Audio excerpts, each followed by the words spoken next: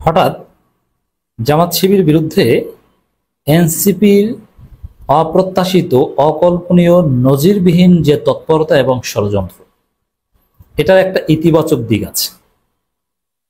যদিও না বুঝে অনেকে খুশিতে খুশিতে জামাত শিবিরের বিরোধিতা করছেন, জামাত শিবিরকে রাজাকার বলছে, জামাত শিবির রাজাকার, এই মুহূর্তে বাংলা ছাড়, গোলাম আজম তুই রাজাকার, এনসিপির বাচ্চারা এই স্লোগান দিচ্ছে।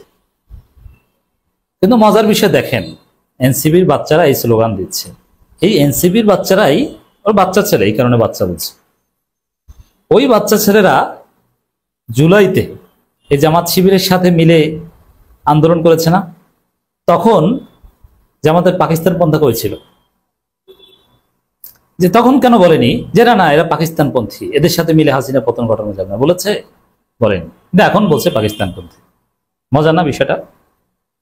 আবার এই যে শাহবাগে জামাত শিবিরের জনবল দিয়ে আওয়ামী লীগ নিষিদ্ধ হয়েছে, তখনও তো বলেনি যে না পাকিস্তানপন্থী। যেই সফলতা এসেছে তারপরে বলা শুরু করেছে। এখানে অনেক হিসাব আছে, এটা নানান ব্যাখ্যা আছে। একটা ঘটনার অনেকগুলো পার্সপেক্টিভ থাকে, অনেকগুলো ডাইমেনশন থাকে। তো এটার একটা ডাইমেনশন যে এনসিপির কিছু বাচ্চাদের দুর্নীতি ফাঁস হয়েছে, এটা ধামাচাপা দিতে এখন এই ইস্যুটা সামনে আনতে হবে, এটা একটা দিক। আরেকটা দিক হচ্ছে ইন্ডিয়ান ন্যারেটিভ, যে রঠা সঙ্গীত, রঠা প্রেম, এগুলো দেখিয়ে যে আওয়ামী লীগের সাথে যে ভারতের বিবাহ ছিল, সেই ভারতের স্ত্রী যেহেতু মারা গেছে, আওয়ামী লীগ মারা গেছে, এখন ভারত নতুন বিয়ে করবে। এখন নতুন বিবাহটা, নতুন ভারতের নতুন স্ত্রী কি বিএনপি হবে না এনসিপি হবে, মানে এটার একটা প্রতিযোগিতা। এই জায়গার এটা একটা দিক, অনেকগুলো দিক আছে, তার একটা দিক হচ্ছে এটা। তখন একটা খারাপ দিকের নানান দিক থাকে, একটা ভালো দিক আছে, আমি সেদিকে আসবো। এখানে মারাটা খাবে বিএনপি আর এনসিপির এই বাচ্চারা 5 বছরের মেয়াদে। তো দর্শক, আমি মূলত এই এনসিপির যে হঠাৎ করে অকল্পনীয় ভাবে যে এনসিপি জামাত শিবির, এরাই শিবির, এরাই ভাই ভাই এতদিন স্লোগান দিয়ে আসছিল, একসাথে লড়াই করে আসছিল। যেমন মজার একটা ভিডিও আমার সামনে বললো, এই মাহফুজ ঈদের আগে আগে বা ঈদের পর লক্ষ্মীপুরে গিয়েছে। আমি এটা অনেক ভিডিওতে বলেছি, সেই মাহফুজকে শেল্টার দিতে বা গ্রহণ করতে শুধু জামাত শিবির এবং চরমনের কিছু লোক গিয়েছে, এছাড়া কেউ যায়নি। তখন মাহফুজ বলেছে, ভিডিও আজকে ভাইরাল হয়েছে, মাহফুজ বলেছে যে যারাই এখানে এসেছেন, জামাত, বিএনপি, ইসলামী আন্দোলন সহ বাংলাদেশপন্থী যারাই এসেছেন, এর মানে এই ঈদের আগে পরও বাংলাদেশপন্থী ছিল জামাত, এখন পাকিস্তানপন্থী হয়ে গেছে। এরা পাগল ছাগল নাকি পাগল ছাগল, আসলে কি বলেন? এই মাহফুজ কিছুদিন আগে বলেছে জামাত বাংলাদেশপন্থী, এই শাহজি শিবিরের সদস্য সম্মেলনে গেছে, এখন যদি বলে পাকিস্তানপন্থী বা রাজাকার বাংলা ছাড়। এই একটা বাচ্চা ছেলে আবু বকর মজুমদার কোথা থেকে নাকি টাকা পয়সা খেয়েছে, এ বলে রাজাকার, জামাত শিবির রাজাকার, বাংলা ছাড়, গোলাম আজম তুই রাজাকার। মানে এতে তাদের আগের রাজনীতি এগুলো কিছু থাকে, মানে এরা যে কি বোকাচোদা, মানে একটু হিসাব করে দেখেন যে এদের এর কোনো মৃত্যু থাকলো। একদিকে বিএনপিকে শত্রু বানালো, নির্বাচন প্রশ্ন, জুলাই সনদ প্রশ্ন এবং গণপরিষদ প্রশ্ন, আগে স্থানীয় সরকার নির্বাচন প্রশ্ন, এইসব প্রশ্নে বিএনপি তো এনসিপিকে দেখতেই পারে না। এখন আবার কোন ভারতপন্থী সাংবাদিকদের খপ্পরে পড়ে জামাতকে বানালো প্রতিপক্ষ। এই কালকে যদি ওরা সমাবেশ করে, ক্যামেরা ছাড়া ওরা কোনো লোক পাবে? জামাত শিবির শেল্টার না দিলে ওদের কোন লোক আছে? ওরা তো এই সামনে কোরবানিতে এবার তো আর জামাত টাকা পয়সা দিবে না, গাড়ি টাড়ি দিবে না। আব্দুল হান্নান মাসুদ কিংবা সারজিস তো স্বীকার করেছে জামাতপন্থী ব্যবসায়ী দিয়েছে, তাই না? এবার কোরবানিতে ভ্যানে বাড়ি যাওয়া লাগবে। আর বসুন্ধরার টাকা, এসালমের টাকা তো সবাই পাবে না, 2-1 জনে পাবে। ভ্যানে বাড়ি যাওয়া লাগবে। দেখেন সমাবেশ কিভাবে করে, করুক না, একটা কর্মসূচি দিক। এখন জামাত শিবিরের তো খেপিয়ে দিয়েছে, একটা কর্মসূচি দিক, বুঝুক মজা কাকে বলে। ঈদে বাড়ি যাক, ওরা লোক কোথায় পায় একটু দেখি আমরা। এবার কোরবানি ঈদে বাড়ি যাবে না, দেখবেন যে লোক নাই। লিখে রাখেন, আমি বলছি, মানে ওদের একুল উকুল সব হারাচ্ছে। কিন্তু ওরা তো মনে মনে ভাবছিল যে আমরা এই 71 ব্যবসা করে আওয়ামী লীগের সাথে ভারতের সাথে বিবাহ বন্ধনে আবদ্ধ হব, কিন্তু না, 2 দিন পর লাথি মেরে ফেলে দিবে, কারণ স্ত্রী হওয়ার মতো যোগ্যতা নাই। এটা বিএনপির আছে, ভারত বিএনপিকে বিয়ে করবে, কিন্তু এই এনসিপিকে ভারত বলবে যে ঠিক আছে বিয়ে করবো, আসো একটু ডেট টেট করে একটু রেস্টুরেন্টে কথাবার্তা বলি, তারপরে খেয়ে ছেড়ে দিব। বিয়ে আর করবে না। বিয়ে করলে, নতুন বিবাহ করলে ভারত বিএনপিকে করবে। আর আওয়ামী লীগ যদি সেরে ওঠে তাহলে আবার সেই পুরনো স্ত্রীকে প্রয়োজনে হিল্লা বিয়ে দিয়ে গ্রহণ করবে, কোনো সন্দেহ নেই। তো দর্শক, আমি এটাকে ইসলাম পন্থা ভার্সাস ভারত পন্থা হিসেবে দেখি। বাংলাদেশ পন্থা পাকিস্তান পন্থা একই। পাকিস্তান পন্থী কোনো রাজনীতি নেই। আপনি যদি পাকিস্তানের সাথে বন্ধুত্বের কথা বলেন, ওটা হচ্ছে ভারত পন্থাকে ঠেকানোর জন্য। অতএব বাংলাদেশ পন্থা পাকিস্তান পন্থা এক। পাকিস্তান পন্থা বলতে আলাদা, বাংলাদেশ বিরোধী কোনো রাজনীতি নেই। পাকিস্তান পন্থা বলাটাই হচ্ছে একটা ভারত পন্থা। পাকিস্তান পন্থী বলে কাউকে ট্যাগ দেওয়াটাই হচ্ছে ভারতপন্থী। তো দর্শক, এতে লাভটা হবে কি দেখেন। যেমন এনসিপি মিত্র হারালো, বিএনপি ও এনসিপি অঙ্কুরে বিনষ্ট হয়ে গেল। কি হিসাবটা দেখেন কি হলো। এনসিপির সাথে বিএনপিও নাই, জামাতও নাই, তাহলে এনসিপি ইকুয়াল টু ধৈঞ্চা। I repeat, NCP equal to ধৈঞ্চা। যদি বিএনপিও না থাকে, জামাত না থাকে। আর বিএনপি দুইটা একটা সিটের বেশি দিবে না, একটা সিটও পাবে না। এই দুই বিএনপি জোটে নেবে হয়তো, কিন্তু সিট পাবে না, ওদের রাজনীতি থাকবে না। তো দর্শক, আরেকটা দিক কি হবে, যেমন জামাতকে রাজাকার বলছে, পিন্ডির দালাল বলছে, বাংলাদেশ ছাড়তে বলছে, বিএনপি কিন্তু তাল দিচ্ছে। বিএনপিও ফেসবুকে লেখছে যে আমার সোনার বাংলা, আমি তোমায় ভালোবাসি, রটাপে। যদিও জামাত কিন্তু জাতিসংঘের বিরুদ্ধে না, জামাতের লোকজন অনেকের বিরুদ্ধে। জিয়াউর রহমানও তো জাতিসংঘের পরিবর্তন চেয়েছেন, কিন্তু জিয়াউর রহমানকে হত্যা করা হয়েছে, বেঁচে থাকলে পরিবর্তন হয়ে যেত। তো দর্শক, এই জায়গায় পরিস্থিতি যেদিকে যাচ্ছে, জামাতকে যেভাবে দূরে সরিয়ে দেওয়া হচ্ছে ভারতের পরিকল্পনায়, মিডিয়াগুলো লেগেছে, এতে নির্বাচনের দাবিতে বিএনপি জামাত একসাথে আন্দোলন করতে পারবে না। তা বিএনপি জামাত একসাথে আন্দোলন করতে পারবে না, তাতে কি? তাতে নির্বাচন যতদিন ইচ্ছে ততদিন না দিয়ে ডক্টর ইউনূস থাকতে পারবে। আবার সংস্কার এনসিপির কথা মতো সরকারকে আর করতে হবে না, কোনো সিদ্ধান্ত নিতে হবে না। কারণ কি? কারণ এনসিপি তো আর লোক পাবে না। এনসিপি কোনো যদি রাজপথে কোনো কর্মসূচি, যেমন আর একটা শাহবাগ, নতুন সংবিধান বা কোনো একটা দাবিতে যদি আবার এনসিপি লোক জড়ো করতে চায়, এনসিপি 1000 লোক জড়ো করতে পারবে? এই সক্ষমতা আছে ওদের? নেই, পারবে না। তখন কি হলো, তখন কি হবে? মানে শত খারাপ দিকের মধ্যে একটা ভালো দিক হচ্ছে, সেটা হচ্ছে ডক্টর ইউনূসকে আমরা 5 বছর চাই। ওদিকে বিএনপি জামাত কামড়াকামড়ি করুক, ডক্টর ইউনূস 5 বছর থাক, এটা আমি চাই। তখন হবে যে এনসিপিও ধৈর্য হয়ে যাবে, এনসিপির কথায় সরকারকে আর কান দিতে হবে না। এই জায়গাটা হলো। আর বিএনপি জামাত একসাথে আন্দোলন করতে পারবে না, অতএব নির্বাচন নিয়ে সরকারের কোনো টেনশন নাই। তো সরকার যেরকম চায় মনের মাধুরী মিশিয়ে 5 বছর থাকতে পারবে। মানে এই দিকটা এখানে হলো। তো এই যে ইন্ডিয়ান ন্যারেটিভে যে ইসলামপন্থা ভার্সাস ভারতপন্থার যে লড়াই বর্তমানে, যে ভারতপন্থীরা রাজাকার ট্যাগ দিচ্ছে, বাংলাদেশ ছাড়তে বলছে, সেই হাসিনা ন্যারেটিভ নিয়ে আসছে। এটার একটা ভালো দিক হচ্ছে এটা। আসলে কি জামাত শিবিরকে কাজে লাগানো শেষ? এনসিপি যাই বলুক বা মাহফুজরা যাই বলুক, আগামীর বাংলাদেশ জামাত শিবিরের বাংলাদেশ। দর্শক, আমার স্নেহের ছোট ভাই, শ্রদ্ধেয় রাজনীতিবিদ, সম্পর্কের জায়গা থেকে ছোট ভাই, আমার হলের ছোট ভাই, আর রাজনীতিবিদের জায়গা থেকে অনেক বড় রাজনীতিবিদ। এই জায়গাটা থেকে তিনি শ্রদ্ধার একটা দলের সাধারণ সম্পাদক জনাব রাশেদ খান, গণ অধিকার পরিষদ, তিনি বলেছেন জামাত শিবিরকে কাজে লাগানো শেষ। এখানে জামাত শিবিরকে ডিফেন্ড করা হয়েছে, জামাত শিবির পক্ষে বলা হয়েছে। তার বক্তব্যটা তাৎপর্যপূর্ণ। উপদেষ্টা মাহফুজ বা এনসিপির বাচ্চা ছেলেদের জামাত শিবির বিরোধী ইন্ডিয়ান ন্যারেটিভের বিরোধিতার বা ইন্ডিয়ান ন্যারেটিভে জামাত শিবির বিরোধিতার এই সময়টাতে রাশেদ খানের বক্তব্য ভাইরাল হয়েছে।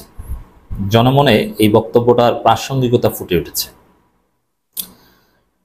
এই জন্য রাশেদ খানের এই বক্তব্য বিশ্লেষণ করব। প্রথমেই তার বক্তব্যের শিরোনাম বিশ্লেষণ করব। বিভিন্ন গণমাধ্যমে এই শিরোনাম দিয়ে তার বক্তব্য প্রচার করেছে, জামাত শিবিরকে কাজে লাগানো শেষ। আদৌ কি শেষ? না, এটা শেষ না। একটা ঘটনা কাজে লাগানো শেষ, যেমন আওয়ামী লীগ নিষিদ্ধের দাবিতে শাহবাগে যে আন্দোলন হয়েছে, সে আন্দোলনে জামাত শিবিরকে কাজে লাগানো শেষ। কিন্তু এরকম ঘটনা অতীতে যেমন হাসিনা বিরোধী আন্দোলনে তো জামাত শিবিরই করেছে। বেসিক্যালি যেমন জামাত শিবিরের সহায়তা ছাড়া কিচ্ছু করতে পারতো না বৈষম্য বিরোধী ছাত্র। বৈষম্য বিরোধী ছাত্র আন্দোলন বলতে আলাদা কোনো কিছুর এক্সিস্টেন্সই ছিল না, এক্সেপ্ট শিবির, বেশিরভাগ সমন্বয়ক শিবির। এবং এই কফিন মিছিলের কফিন সরবরাহ থেকে শুরু করে কোনো কিছুই, এদের নিরাপদ আশ্রয় থেকে শুরু করে কোনো কিছুই শিবিরের সহায়তা ছাড়া পারেনি। তো দর্শক, এটার একটা জবাব হচ্ছে যে জামাত শিবিরকে কাজে লাগানো শেষ, এটা না। জামাত শিবিরকে ছাড়া ওরা কিচ্ছু করতে পারবে না। সামনে একটা সমাবেশ ডাকুক, সামনে নতুন সংবিধানের দাবিতে, অথবা বিএনপির কথা মতো সরকার দ্রুত নির্বাচন দেওয়ার উদ্যোগ নিক, কান্নাকাটি শুরু হয়ে যাবে, তখন আবার জামাত শিবির পা ধরবে।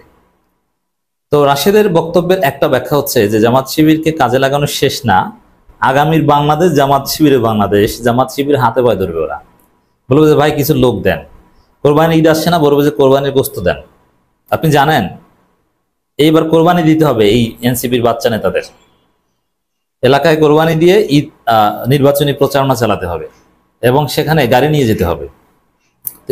রোজার ঈদে গাড়ি দিয়েছে কারা দেখেছেন না আপনারা?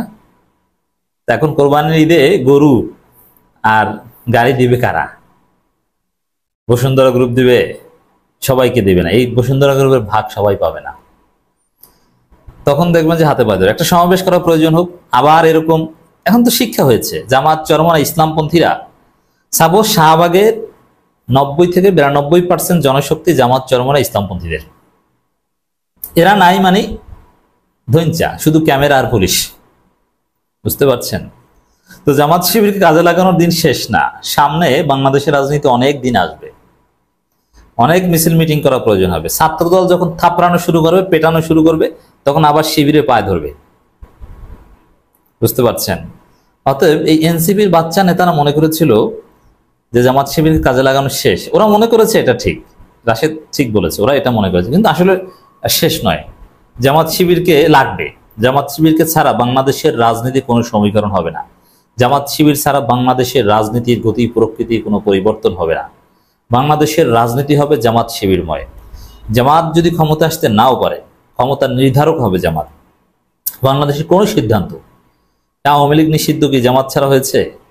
জামাত শাহবাগে গিয়েছে বলে হয়েছে।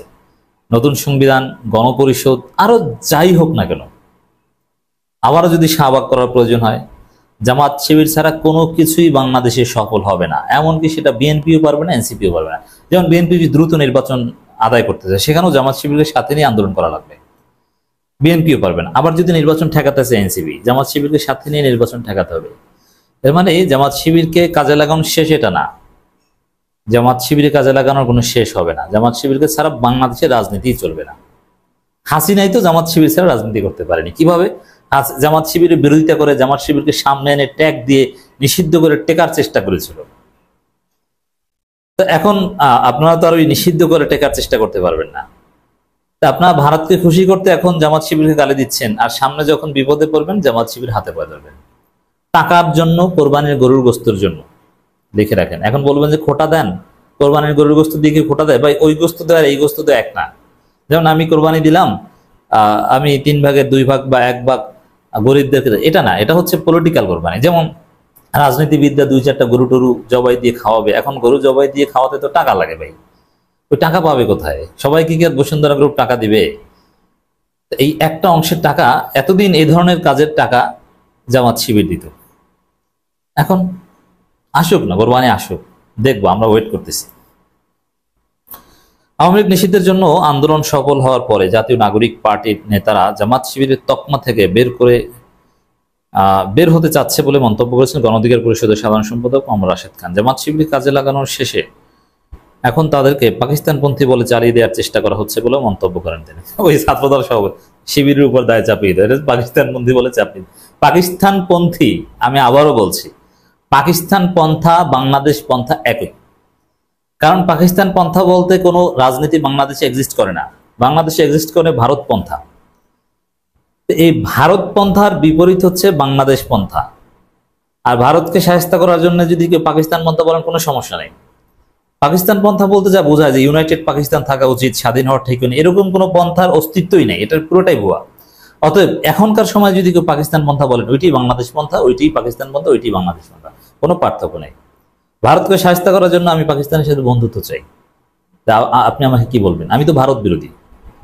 এইসবই পাকিস্তান বন্ধনা, এগুলো ফাও কথা, এগুলো হাসিনার কথা, এগুলো শিশু সুলভ, বাচ্চা সুলভ, পাগল ছাগল টাইপের কথা। পাকিস্তান পন্থা বলতে কোনো পন্থা নেই।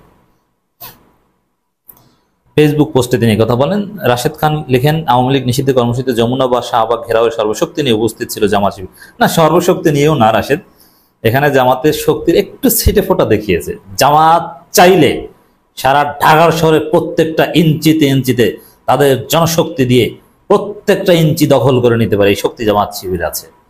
তো ওখানে শাহবাগে কিছু লোক সাপ্লাই করেছে, পল্টন থানা আর দুই একটা থানার, আমি তো ছিলাম শাহবাগ থানার কিছু লোক, ওটা জামাতের দুই একটা থানার 5-7% লোক সাপ্লাই দিয়েছে, ঢাকা মহানগরীও না। এটা কিসের সর্বশক্তি দিয়েছে? জামাতের সর্বশক্তি কি? এটা হাসিনা টের পেয়েছে। হাসিনার সময় টের পেয়েছে এটাও ঠিক না, হাসিনার ওই দুঃসময়েও জামাতের 10% লোক আন্দোলন করেনি, মাঠে নামেনি, 90% লোক ঘরে ছিল। কারণ দুঃসময় 10%-এর বেশি নামে না, ওই 10%ই ঘটনা ঘটে গেছে। কিন্তু সুসময় 100% লোক মাঠে নামে। অতএব জামাত কি, এটা অকল্পনীয়। ভোটের রাজনীতিতে জামাত দুর্বল হতে পারে, কিন্তু কর্মী রাজনীতিতে জামাত কি, এটা যদি জামাত পরিকল্পিত সর্বশক্তি দেখায়, বাংলাদেশে ভূমিকম্প তৈরি করে দিতে পারে জামাত ইসলামী। জাসি ও এনসিপি নেতাদের একসঙ্গে বসেও দাঁড়িয়ে বক্তব্য দিতে দেখা গেছে। অন্যান্য ইসলামিক দলেরও ভালো সাপোর্ট ছিল। আমার ধারণা যমুনা ও শাহবাগ ঘেরাও 60% বিভিন্ন ইসলামিক দলের, মোটের উপর 90%। ওদের লোক আছে নাকি? মাদ্রাসার ছাত্র শিক্ষার্থী উপস্থিত, আরো বেশি হতে পারে। মূলত তারা উপস্থিত না হলে আন্দোলনটা জমতো না। রাইট। তিনি লেখেন, তবে আন্দোলনে আংশিক সফল হওয়ার পর কেন এনসিপির নেতারা জামাত শিবিরের তকমা থেকে বের হতে যাচ্ছে? কিন্তু সরাসরি এনসিপির কমিটিতেই শিবিরের বেশ সংখ্যক নেতা আছে, যার বিরুদ্ধে বলছে তাদের কেউই শিবিরের রাজনীতির সাথে সম্পৃক্ত ছিল, যারা বিরুদ্ধে বলছে। যাই হোক, এখন রাজনীতি করতে গেলে তাদের প্রগতিশীল হয়ে উঠতে হবে, এটা হচ্ছে মূল পয়েন্ট। প্রগতিশীল হওয়ার একটু ভাব নিতে হবে, প্রথম আলো ডেইলি স্টার বন্দী হতে হবে। যাই হোক দর্শক, মূল কথা এটাই যে জামাত শিবিরকে ব্যবহার করা শেষ নয়, সামনে এই দিন না আরো দিন আছে।